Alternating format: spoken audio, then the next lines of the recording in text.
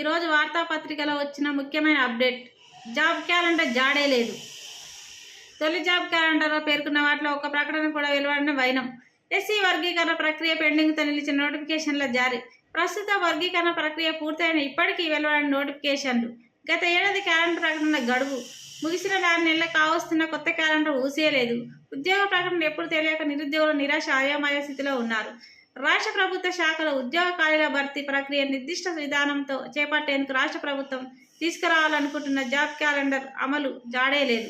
ఏడాది కాలంలో భర్తీ చేయనున్న ఉద్యోగాలకు సంబంధించి నోటిఫికేషన్లను ఏ సమయంలో విడుదల చేస్తారు, పరీక్ష నిర్వహణ ఎప్పుడు, తదితర అంశాలపై అభ్యర్థులకు ముందస్తుగా స్పష్టత ఇవ్వడమే జాబ్ క్యాలెండర్ ముఖ్య ఉద్దేశం.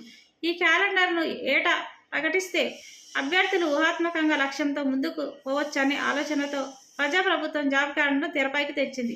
ఇందులో భాగంగా గత ఏడాది ఆగస్టులో తొలి జాబ్ క్యాలెండర్ విడుదల చేసింది.